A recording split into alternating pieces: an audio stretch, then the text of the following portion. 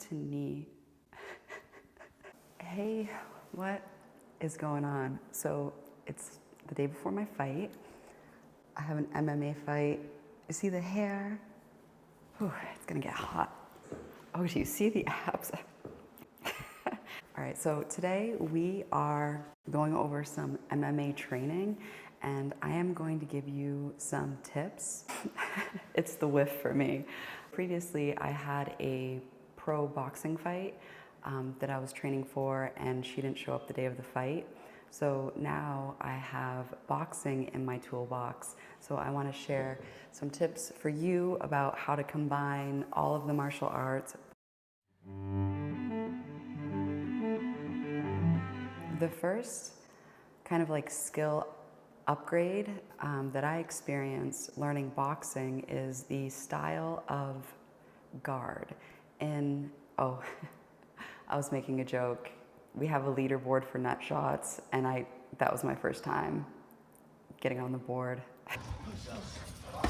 Oh, sorry. Fuck me. I'm on the board. Yeah.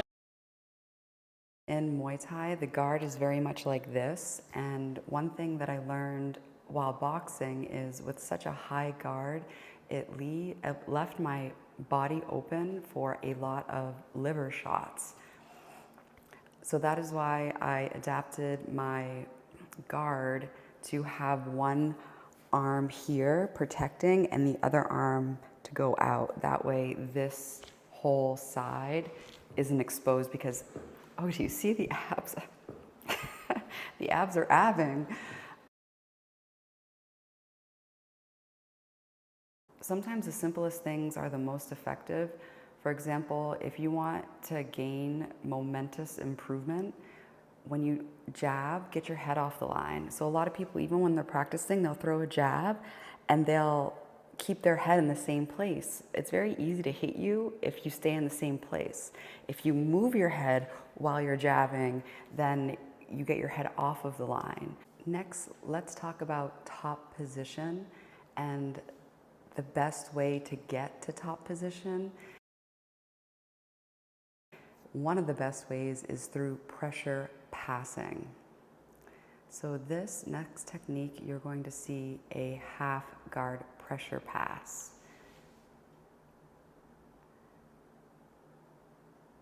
Now, commonly, when you're in mount and they escape, they'll trap your leg in between theirs, which is called a half guard. To pass half guard, here's a knee slide pressure pass. And the most important thing out of anything is head position and driving down into their face to create pressure. Pressure is one of those things. Do you see how he just went to touch my shoulders to relieve some of that pressure? You know it's working when they are trying to relieve the pressure. And that helps you because my first coach, J-Jack, he said, listen, when you're passing, you want to take your time. You want to make them so miserable that by the end of it, they are begging you to pass. This is the area where you can pressure cook. And notice how I'm not striking. The pressure here is all coming from a downward force and head positioning. And also you can kick the knee that allowed me to pass.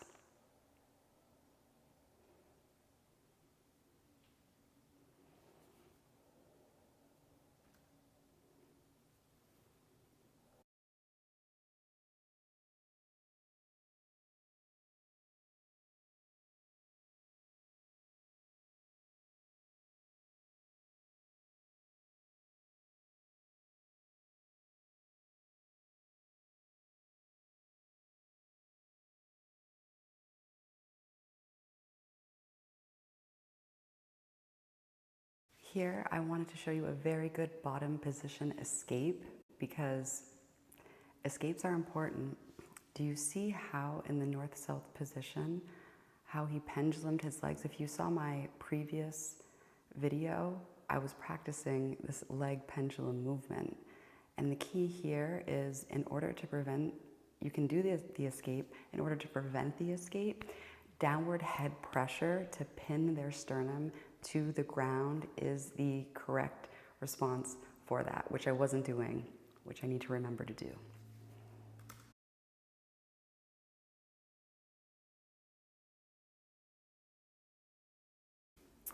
One key principle to remember during ground and pound is when they do jiu-jitsu, you do striking, ground and pound. When they strike, you do jiu-jitsu. And the reason is, if you've ever been into a fight, you know that it's almost like our frontal cortex shuts down and the monkey brain happens. And so often when I'm in a fight, I'll like be sparring with somebody and they'll land a low kick, and then I'll be like, you know what, I'm gonna low kick you, and then they land a combination, and then it's funny how you end up mirroring the other person.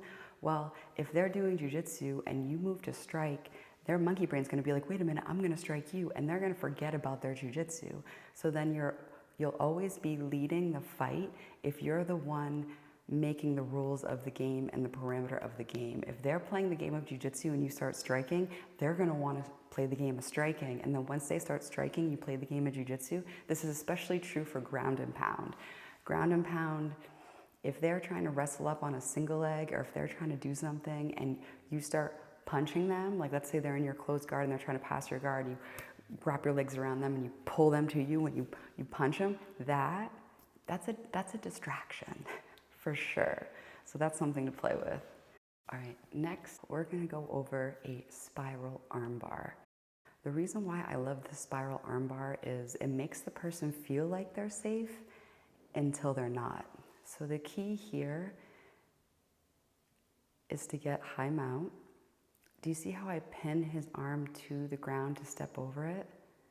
And then I have an overhook, like a shotgun, and it comes on fast. And Nick does not like to tap, okay?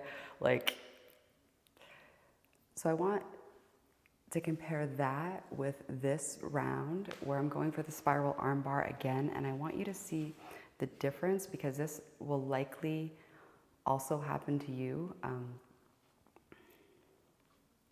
Well, hopefully it won't, but you know, sometimes when things aren't successful, it's interesting to understand why. So see how I'm pinning his arm, I'm stepping over, and instead of attacking the armbar, I am trying to sit to pin his shoulders to the ground, and I end up losing the overhook grip and not finishing the armbar. So that's an important lesson.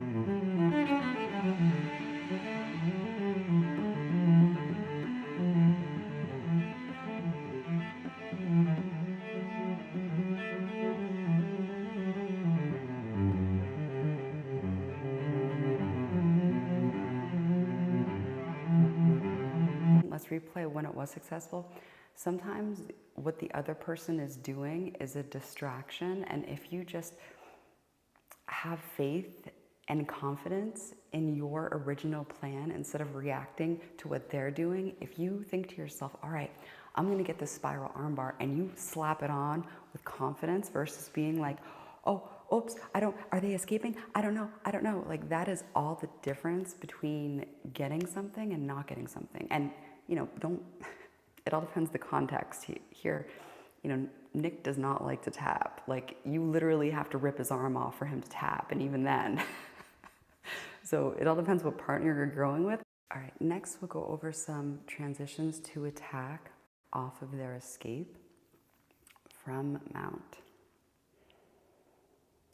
So notice here how I'm curling my legs under his hamstring, because when they have their hands on your hips, they are trying to bench press you up. So the hamstring curl helps, and then at the same time what I'm doing is I am going to higher mount, because when you do that, you get their hips out of the equation, and that helps you maintain mount and get a very dominant position. If you take their hips out of the equation because they can't hip escape or buck you off of them, here a very common escape is to turn to their knees. So knowing attacks off of turtle is extremely useful here.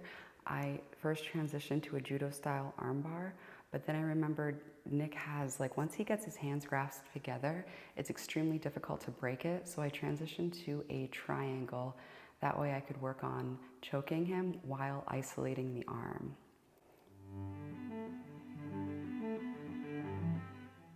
And strikes. If you have a triangle and you're trying to isolate an arm, strikes are definitely your friend in that situation. If you're just doing jiu-jitsu, muffling equals striking. So you can always muffle, and that has the same effect because they have to choose between breathing or letting go of their hands. And here for an armbar, you don't necessarily have to fully extend the arm. You can go for an Americana, like right here. This is like a shotgun Americana.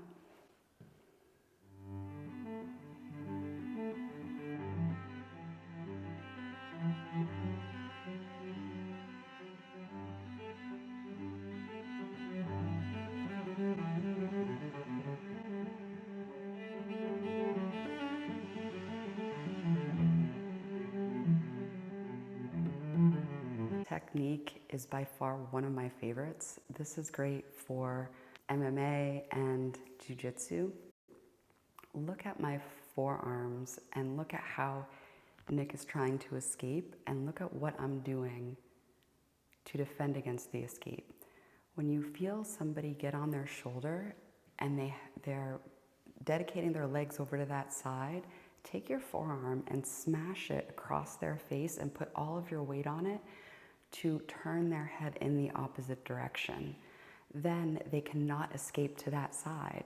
And that works extremely well, especially if that is their favorite escape side. In addition, this also decreases their joie de vivre, their will to escape, because then they have to start the escape all over again on the other side.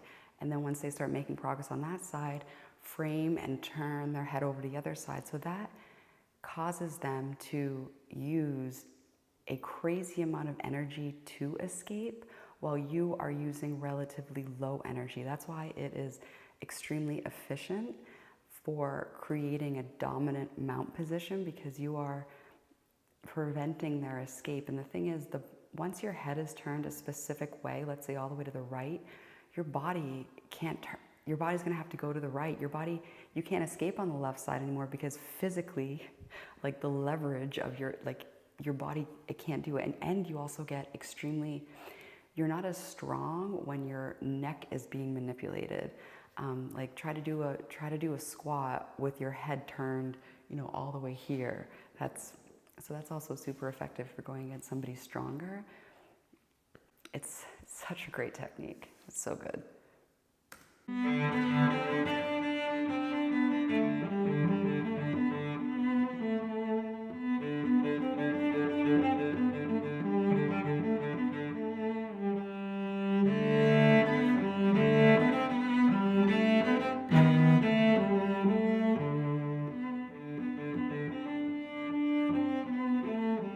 All right, here is an extremely effective transition, because this transition will get you a couple of top side controls. So here, we're going for some knee strikes on the ground, a cut across, and then from this position, you can go to knee on belly, and then punched on the side. That's gonna make them turn to their back. Here you can transition to an armbar, or they give up their back.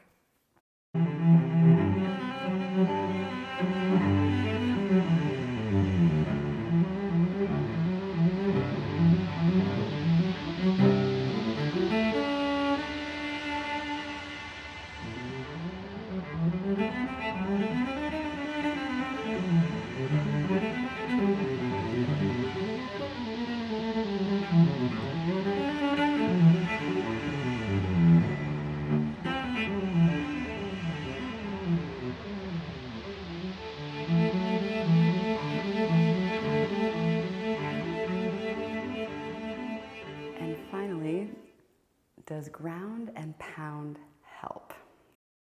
Okay, here I'm in side control. I am kneeing with my left I'm doing some elbows too. I don't know if that's legal in, yeah, I don't think there's elbows in amateur, even on the ground. But notice how when I'm kneeing, my right knee in this case is against the hip. I don't want to knee with that hip because A, I would be kneeing his hip bone and that would hurt. So I'm kneeing with my, we're really going at it. So I'm kneeing with my other knee, the knee that's closest to the rib, in order to cause the most damage because that's his liver right there. I watched a fight, like a video of a fight where the guy tapped to getting kneed in the rib. It's actually devastating and it's extremely unexpected too. But one thing I want, the key principle here is know that when you ground and pound and you have a dominant controlling position, like any type of top position, you are going to put the fire underneath them to escape. And sometimes in the past that has worked against me because you add in the pressure, especially if let's say you get top position, then all of a sudden you start striking. There hasn't been enough time for you to settle on that top position and to really gain control, so there could be space. And B, when you add strikes, you are really motivating them to escape. And sometimes you don't want them to be that motivated to escape. Sometimes you want to sit and pressure cook them. That way their will is diminished and then add in the strikes. I found that adding in the strikes too soon can work against me. And in this case, Nick, like right when I started kneeing him in the ribs, he was like, oh yeah, it's on. And that motivated him even more. The same thing happens in a fight. And on top of that, when you have a really good top position, sometimes people go overboard with the striking and the form in which to control the position is compromised because of the strikes. So then you have twofold against you. You have increased motivation for them to escape and a position of control that's not very controlling because the form has been compromised because of the strikes. Let's get another ab shot before I eat so many carbs. All right, so wish me luck. I'm so excited for this MMA fight. It is Combat Zone, I think it's 86, Combat Zone in Manchester, New Hampshire. So yeah, it's time. Thank you so much for watching. I love you, keep on training, you're doing great. Till next time, bye.